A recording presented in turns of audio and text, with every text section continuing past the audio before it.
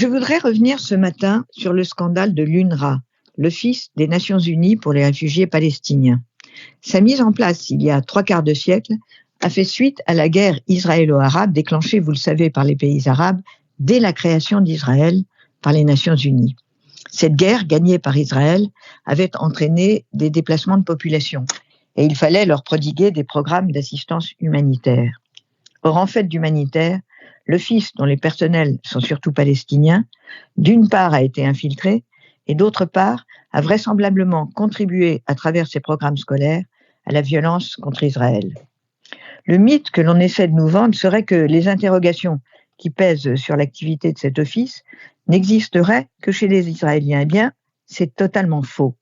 Quand on engloutit chaque année dans cette humanitaire-là environ 1 milliard de dollars, c'est bien le moins qu'on se pose des questions.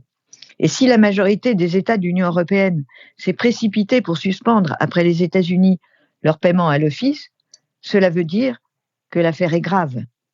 En outre, à l'heure où Donald Trump, et cette fois-ci, à mon avis avec raison, appelle l'Europe à assurer sa défense vis-à-vis de Moscou, les Européens ont tout motif pour réagir.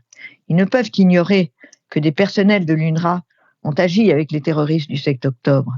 Ils ne peuvent plus éluder le fait que l'enseignement scolaire dispensé à Gaza n'est apparemment pas pour rien dans la haine du juif ancrée dans le cerveau des enfants. Dans mon dernier billet d'humeur, j'ai évoqué les poursuites pénales envisageables contre des responsables de l'UNRWA s'il est avéré qu'ils ont couvert des détournements d'argent par le Hamas. Aujourd'hui, la question se pose d'une responsabilité analogue des dirigeants européens. Certains font mine de découvrir avec horreur les activités interlopes de certains personnels de l'Office, mais il est bien tard. Pourquoi, en effet, la Commission européenne n'a-t-elle pas tenu compte du rapport de la Cour des comptes européenne de 2018 stigmatisant l'absence de tout contrôle de l'utilisation des subventions aux ONG humanitaires, se contentant de rapports mensongers de l'ONU par qui transitent les fonds? Pourquoi les États et la Commission européenne n'ont-ils pas entendu les avertissements de UN Watch à l'ONU qui, depuis des décennies, dénonce les ouvrages scolaires valorisant le rôle des martyrs et qui a identifié des centaines de pages Facebook de personnel de l'UNRWA incitant au djihad contre les Juifs? Il y a quelques jours, s'est tenue une conférence de presse absolument lunaire avec Philippe Lazzarini, commissaire général de l'Office, une représentante de la Belgique qui assure la présidence tournante de l'Union européenne, et Joseph Borrell, le haut représentant de l'Union pour la politique étrangère et la sécurité.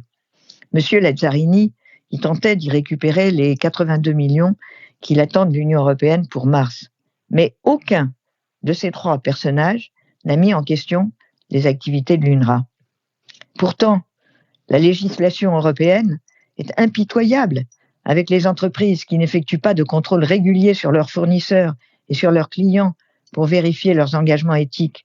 Pourtant, la Commission européenne est elle aussi impitoyable avec les instituts de recherche qu'elle soumet régulièrement à des audits dantesques pour contrôler l'utilisation des subventions qu'elle leur octroie. Fais ce que je dis, mais ne fais pas ce que je fais. Voilà l'adage. Eh bien non, il est temps que le parquet financier européen soit saisi de l'utilisation des fonds humanitaires versés à l'UNRWA et à d'autres d'ailleurs, et que les responsables en Europe des dérives constatées rendent des comptes, éventuellement devant la justice.